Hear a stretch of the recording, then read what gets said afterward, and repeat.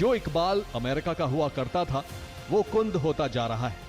Trump के नाम एक बुरा रिकॉर्ड ये भी आ गया है कि अमेरिका के बेस पर पहली बार किसी देश ने सीधा हमला किया और इसके बाद से ही ट्रंप और अमेरिका की साथ पर भी ईरान ने अपनी मिसाइल से हमला किया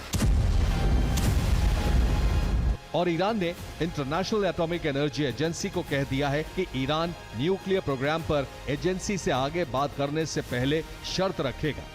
जो ईरान अमेरिका से न्यूक्लियर डील करने की तरफ बढ़ रहा था, अब ट्रंप के एक्शन के बाद रूस और चीन के और करीब बढ़ गया है। ट्रंप ने पुतिन का काम और आसान कर दिया। पुतिन लंबे वक्त से मिडिल ईस्ट में अपना दखल बढ़ाना चाहते थे। ट्रंप ने ईरान पर सीधा हमला करके ईरान को रूस के और करीब पहुंचा दिया है।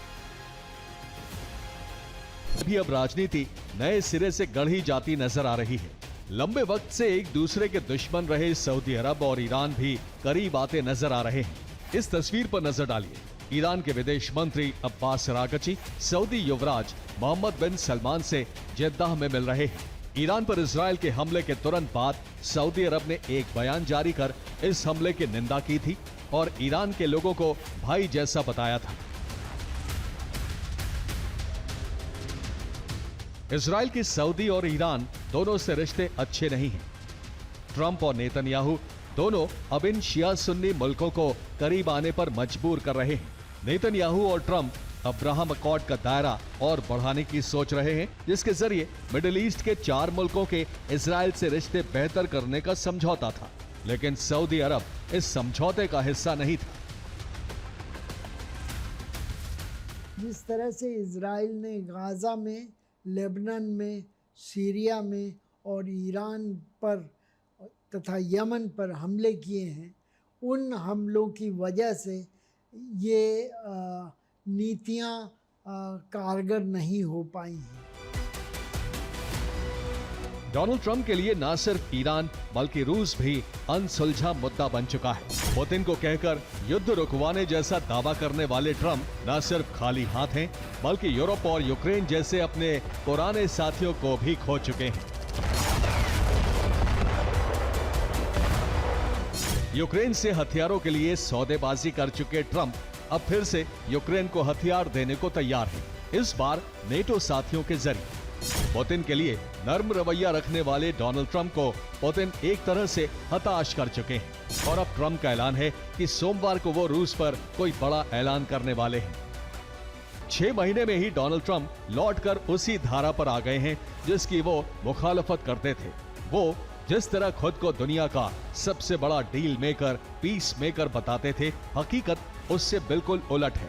डोनाल्ड ट्रंप के आने के बाद ना तो रूस यूक्रेन जंग खत्म हुई और ना ही इजरायल के कई मोर्चे। इसके उलट युद्ध भूमि के अलावा ट्रंप ने टैरिफ से अपने कई पुराने दोस्तों को भी नाराज कर दिया है। सबसे पहले अमेरिका का नारा दे रहे ट्रंप अकेले पड़ रहे अमेरिका की तरफ बढ़ रहे हैं। शायद ट्रंप अमेरिका को पूरी तरह से रीसेट करना चाहते हैं, इसीलिए दोस्त और दुश्मन किसी को नहीं छोड़ रहे। ट्रंप से मिलने आए अफ्रीकी देशों के राष्ट्रपति भी उनसे ऐसे सवालों की उम्मीद नहीं कर रहे थे। तो क्या डोनाल्ड ट्रंप अपनी छवि ऐसे इंसान की बनाना चाहते हैं जिसके बारे में कोई पहले से अंदाजा ना लगा सके? राजनीति में इसे मैडमैन थ्योरी कहते हैं और डोनाल्ड ट्रंप पहले ऐसे शख्स नहीं हैं जो इसका इस्तेमाल कर रहे हों। इससे पहले भी एक राष्ट्रपति थे जिन्होंने इसी मैडमैन थ्योरी का इस्तेमाल किया था। अब सवाल ये है कि क्या ट्रंप के इस रवैये के पीछे कोई प्लानिंग है या उनके समर्थक ट्रंप में कुछ ज्यादा ही भरोसा रखते हैं? व्हाइट हाउस तो कुछ ऐसा ही करने की कोशिश करता है। सुपरमैन बने ट्रंप की ये तस्वीर व्हाइट हाउस ने ही जारी की है। अमेरिकी राष्ट्रपति अपनी छवि दिखाने और जताने के लिए सुपर हीरो की मदद लें, ये कुछ वक्त पहले तक सोचा भी नहीं जा सकता था। ट्रंप को बिग डैडी, सुपरमैन, सबसे बड़ा डील मेकर कहलाने का शौक है। डोनाल्ड ट्रंप किसी के सगे नहीं है, ये बात दुनिया के ज्यादातर देश मानते हैं, लेकिन वो ऐसी कुर्सी पर बैठे हैं जहां उनकी एक एक हरकत, एक एक बयान दुनिया में बड़े बदलाव ले आता है। क्या ट्रंप सनकी हैं? उनके कई बयान तो इसी तरफ इशारा करते हैं, कनाडा को अमेरिका में मिला लेना।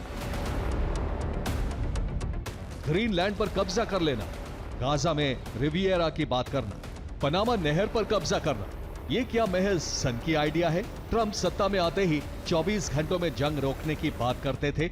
जंग खत्म नहीं हुई है, बल्कि अमेरिका इस्राएल को नए और ज्यादा हथियार दे रहा है। क्या ट्रंप के पास कोई विजन है भी, या वो सिर्फ एक नौसिखिए की तरह हवा में तलवार चला रहे हैं? इससे पहले अमेरिका ने 1930 में टैरिफ लगाने का फैसला किया था। उस वक्त 20% टैरिफ लगाया गया था, जिसका मकसद अमेरिका में किसानों और कारोबारियों को बचाना था। उस वक्त भी कई अर्थशास्त्रियों ने इसकी मुखालफत की थी। उस वक्त भी यूरोप ने जवाबी कारोबार पर टैरिफ लगा दिया था। कुछ लोगों का मानना है कि एडोल्फ हिटलर के बढ़ते प्रभाव की वजह उस वक्त अमेरिका के टैरिफ भी थे, क्योंकि इसकी वजह से ही यूरोप के कई देशों में मंदी आ गई थी। 1934 में इन टैरिफ को हटा लिया गया, लेकिन टैरिफ का असर उससे कहीं गहरा था।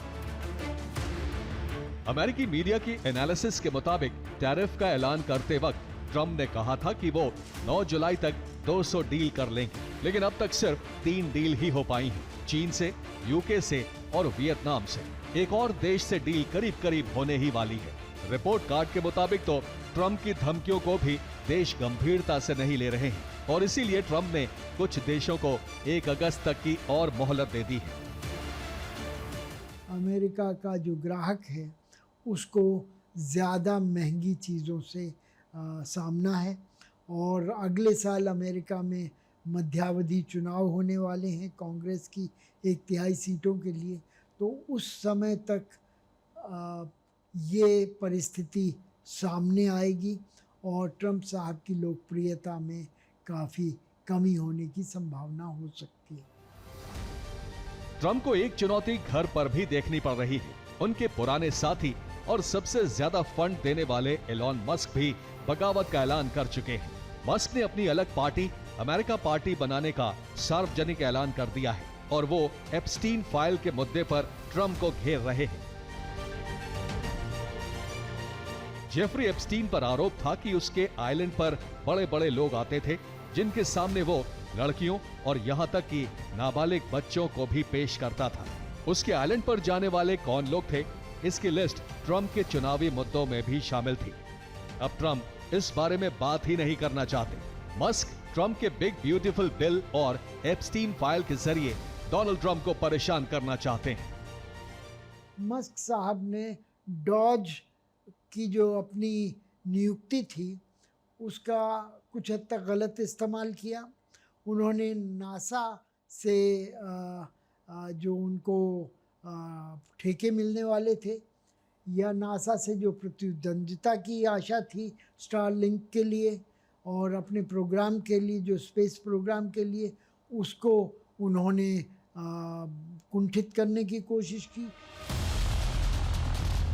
ट्रंप के फैसलों से पूरी दुनिया में कई बदलाव हो रहे हैं। अमेरिका के पुराने साथी भी अब उस पर पूरी तरह भरोसा नहीं कर पा रहे, और इस खाली जगह को भरने के लिए चीन नए बाजारों की तलाश करेगा। डोनाल्ड ट्रंप और उनकी टीम को इस बात की परवाह भी नहीं है कि दुनिया उनके बारे में क्या सोचती है। टैरिफ पर ट्रंप का फॉर्मूला भी किसी को समझ नहीं आ रहा। वो गरीब देशों पर इसलिए टैरिफ लगा रहे हैं क्योंकि वो अमेरिकी सामान नहीं खरीदते।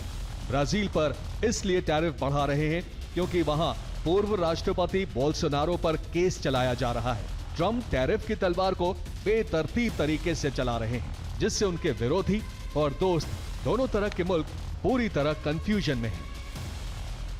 डोनाल्ड ट्रंप बड़े बदलावों का दावा करके व्हाइट हाउस तक पहुंचे थे, लेकिन उनके बदलाव की कीमत क्या होगी ये किसी को नहीं पता।